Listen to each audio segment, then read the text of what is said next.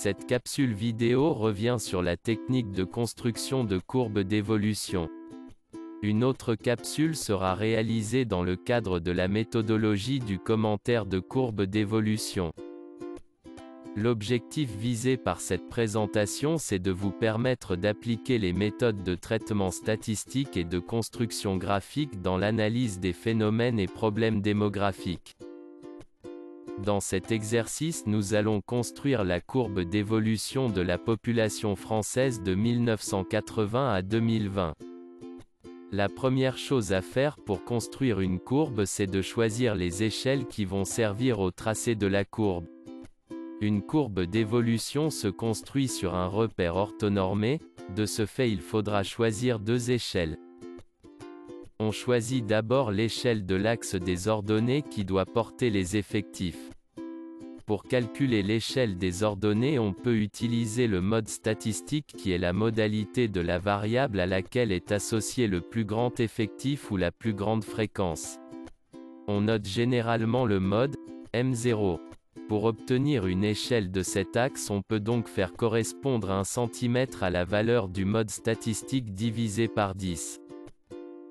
Pour l'axe des ordonnées, on peut utiliser l'écart absolu entre l'année la plus récente et l'année la plus ancienne. Le résultat sera divisé par la longueur de l'axe des abscisses. Par exemple ici l'écart entre 2020 et 1980 est de 40 divisé par 10 donne 1 cm équivaut à 4 ans. Pour vous faciliter le tracé des graphiques, il est fortement conseillé d'arrondir les résultats des calculs de l'échelle en des multiples de 5. Donc arrondir vers une valeur terminant par 5 ou 0.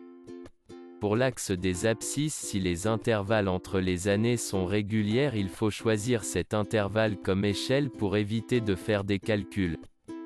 Par exemple ici l'intervalle entre les années est de 5 ans, donc on peut choisir 1 cm équivaut à 5 ans. En résumé, on peut retenir 3 points sur le calcul des échelles.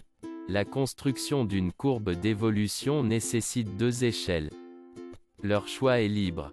Pour l'axe des abscisses, l'échelle la plus judicieuse est celle de l'intervalle entre deux années successives, si elle est reconduite tout au long de la série chronologique.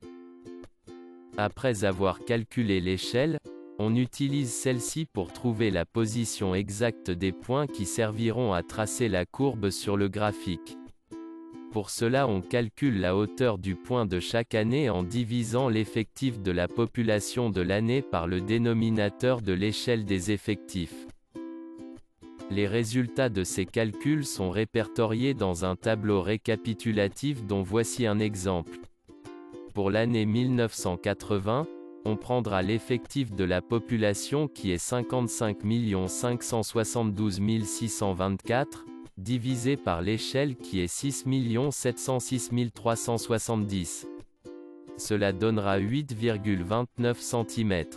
Cela signifie que le point se situe à 8,29 cm sur la verticale de 1980. La construction d'une courbe d'évolution peut se faire en 4 étapes. Étape 1. Il faut commencer par tracer un repère orthonormé.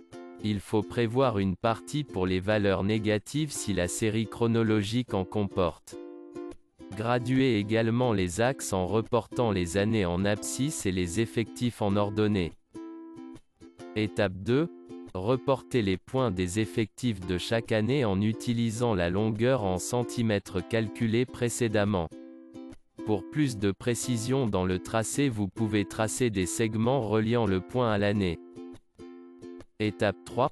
Il faut faire correspondre les points tracés précédemment à leur effectif sur l'axe des ordonnées.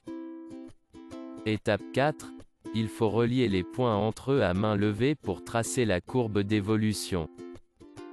Étape 5. Une fois la courbe d'évolution tracée, il faut nettoyer votre graphique en enlevant les segments verticaux et horizontaux qui ont servi à la construction du graphique. Il faut toutefois garder la graduation des axes avec les effectifs correspondant aux points et les années. Comme pour les autres graphiques ou diagrammes, il faut mettre le titre de la courbe en haut, Mettre l'échelle et la légende. Si vous avez construit plusieurs courbes à droite et indiqué en bas du graphique, la source des données de la série statistique qui ont servi à la construction du graphique.